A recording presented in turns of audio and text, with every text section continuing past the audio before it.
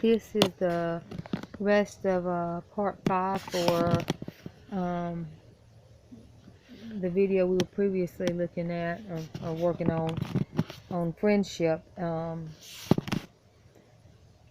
I'm sorry, the video got cut off because I ran out of space on my tablet. So picking up now with the story of the gang that had decided to kill this girl, and I think I left off with they had the driver was a minor, the other two were 18 or older, and the cops were called. Somehow, I don't know all the details of the story. I just know bits and pieces of what the family had told me, because they practically hated this family member for what he did, but for his activity and his involvement in this event. And for years they insisted he be held accountable.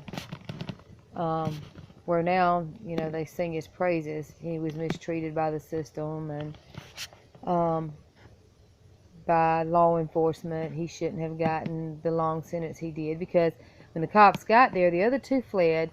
The driver of the car was left, the young boy, and he was tried as an adult. From one story I heard, the other story he was tried as a minor, and his records were sealed. But anyway, he got an extremely long sentence, and his family had warned him about hanging out with this group before. They had warned him to stay away from them, and he chose to keep going back.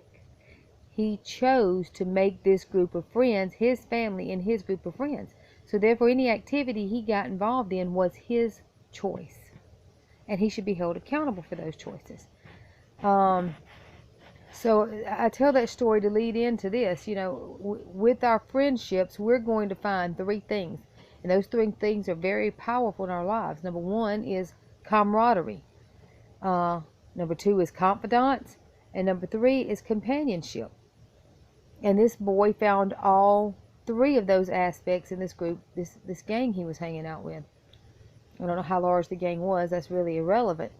But because they were his confidants, who he went to, he confided in, because that's where he found his companionship, because that's where he found camaraderie. And camaraderie is very strong. It gives us a sense of being, a sense of self-worth, a sense of belonging.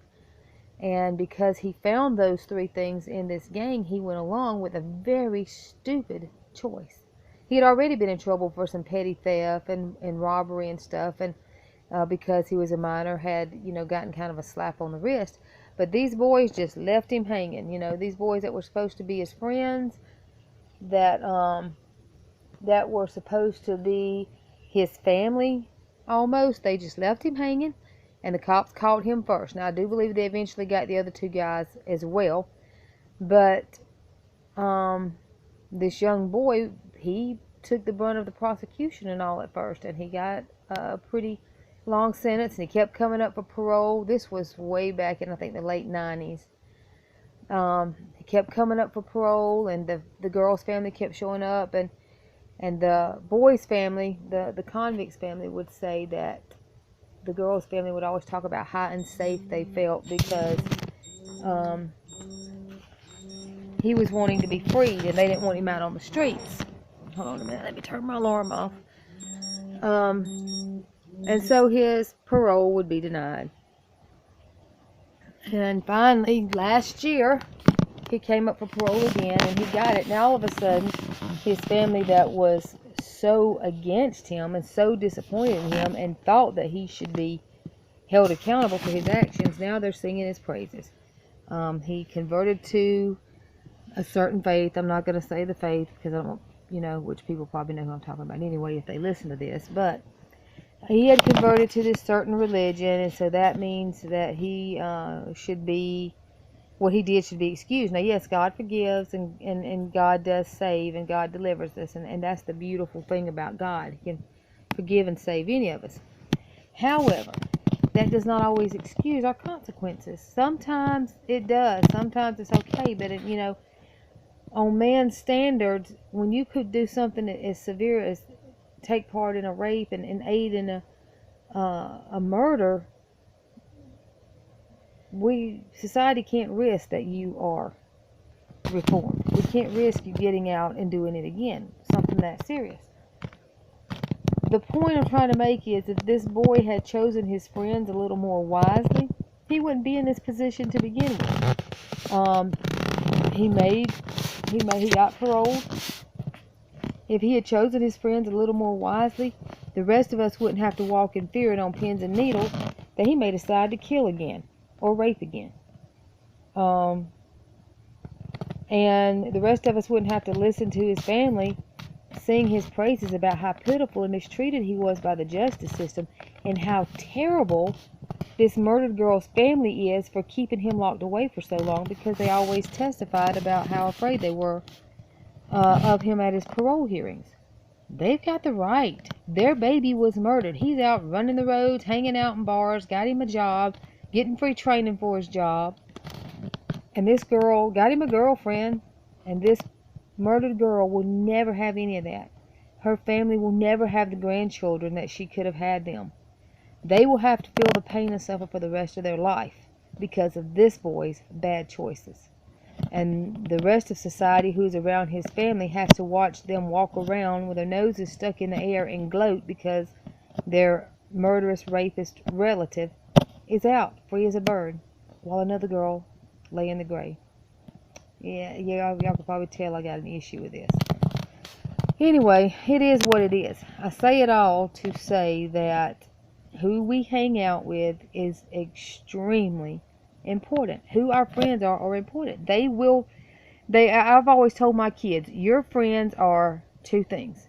They are a reflection of who you are inside, because that's who you choose to hang out with. And they are the influence that will cause you to become the adult or the person you become years down the road. May not even be years down the road. Could just be months. Under camaraderie, another example. I know I'm using a lot of examples on this one, but I want people to be able to make life application and see how important this is. I know another guy, and you know he's pretty smart as far as his skills and his job and stuff, but he makes very poor choices as far as friends. Very low self-esteem for some reason. I don't exactly understand where that stems from, but there's low self-esteem there. So he is always craving the approval of others.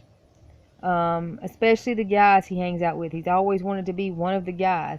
And he's always had a pack of loyal friends, so I don't understand why that was never enough. But he made really bad choices about women over the years. Had a couple of divorces, I think. Several failed relationships. And mostly because of the type of women he chooses. But he finally found one that, if a human... We've always said that the only perfect unconditional love is God's, and that's true. The closest you could get to God's love is a parent's love, and possibly understand it. But there are some relationships where there is an unconditional love that is so characteristic of God, you literally see God through this person. And he ended up with a girlfriend like that. Man, he could treat her any way he wanted, talk to her. She stood up for herself. That, she wasn't like a doormat or anything. But she would always take him back, and she always found the good in him. Always loved him unconditionally. He always complained about the women who just wanted to date him because of his money, and most of the time that was the kind of women he ended up with. This woman had her own money. She didn't need his. She bought for him. She wanted to make him feel special and loved. It was the first girl he had that his entire family embraced and loved. And because a lot of the reason that he ended up dumping her a couple of times was because his buddies at work made fun of the fact that she was so devoted to him. Now, they knew her. Personally, they liked her. But her goal was to have a very committed relationship. And I believe that's what this young man wanted in his heart. But because these guys were of the mindset that, men should play the field and have different women on the side, never settle down for one woman, this young man got teased a lot. And, which I don't understand that. He should have been able to look at their relationship and see how jacked up they were. Why would you listen to them? But he did. And gradually selfishness grew, and it became all about him and what he wanted, and he didn't want to. He wanted a date when he wanted to date. He wanted her to be there when he wanted to be there. But if he wanted to go off and do something else, he wanted to be free to do it. And he loved to play the field as far as girls. Even if he didn't actually date them, he liked having them swooning over him. And you can't do that in a committed relationship. So because of that camaraderie, because of the type of people he hung out with, that became his mindset too. And he lost out on a beautiful woman inside and out who would have adored him and cared for him until death do us part. His loss there. Confidants. We can look to the Bible for stories, and see where, we have David and Nathan. Nathan was the prophet of God. David was king, and Nathan had become David's confidant. And Nathan called David out when David sinned, the sin with Bathsheba. Nathan brutally confronted David on that sin, and it helped bring David to repentance. David and Jonathan, when he was younger, Jonathan was King Saul's son, and Saul wanted to kill David, and many times Jonathan helped protect David and helped him to find shelter and safety, and they always encouraged each other in the Lord. So here we see a friendship that was positive, a friendship that helped each partner become better. Each person in that friendship became better. And there's numerous stories like that. One for me is my best friend, Carolyn. Man, she's the first friend that, I'm a preacher's wife, so there's just certain things you don't say and do. You have to fit into this cookie cutter mold. Well, I have never fit into the cookie cutter mold. And I have no intention of trying to. I'm going to be who God created me to be. And she loves me and accepts me for that. But, you're never supposed to be able to be honest or have any negative feelings about anything. You're the preacher's wife. And then my dad was the Christian school teacher and principal. You're very, you're expected to be something more than human. And with Carolyn, I'm able to be me. And she'll laugh with me and joke with me and support me. But then she'll pray with me and encourage me in the direction that I need to go. The perfect balanced friend. And loyalty like you wouldn't believe. I don't know if I've ever experienced such loyalty from anyone. And it's nice. I'm going to tell you, it's nice to have that kind of friendship. But she encourages me to be better. She prods me to always make sure that my focus stays on Christ, even when circumstances try to take my eyes off of Him. When I'm hurt, she lets me hurt. She don't tell me to suck it up and move on. She don't tell me it's my fault that I'm feeling, that I let it bother me. If I didn't let it bother me, it wouldn't bother me. She listens. She cares. She'll talk with me. She'll cry with me. But then she encourages me, okay, it's time to get your focus back where it needs to be. It's time to focus on God and realize that He may have had you in this position for a reason. I wish I'd had her years ago, but you know what? I'm not even thinking about that. I am just going to think about how proud I am that I have her now, because she has definitely been a lifesaver when I felt like I was drowning. And those are the kind of friendships that God wants us to have. And looking back at the Bible on the negative side, look at Samson and Delilah. Samson found companionship, and Delilah even became his confidant. He was confiding in her his secrets. Because she became such a confidant, Samson ended up losing his life. He ended up being captured by the Philistines and killed. God specifically said, do not take a wife, or, in our terms we say, don't date, don't court anyone of a pagan mindset when you belong to Christ. And that is what, Samson had originally had a wife. Her father ended up, whipping her away from Samson. Another whole story. Don't have time to get into that. But it set a pattern for Samson in seeking women above in the pagan world. And it ended up being his downfall. He ended up being blinded, imprisoned, and eventually dying as a result of that. Alright, so I am going to pause here, and we'll come back and finish up on companionship and the importance of having... well, you know what? I can go ahead and do that. I can go ahead and finish that up. Because really, We just need to sum this up. God gives us one command. If it wasn't for all, He gives us all kinds of stories and examples in the Bible. Comment on this video. Ask me what more of them are. I'll be glad to share them. I'll be glad to converse with you. So, like and subscribe to the channel. Please share your comments.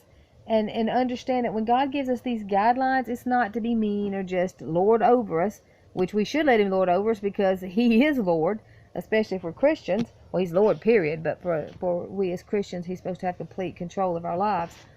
But let's end this with 2 Corinthians 6:17. Wherefore come up from among them, says the Lord. Wherefore come out and be separate from them, says the Lord. For what fellowship has the unclean with the clean? What fellowship has Christ and Belial?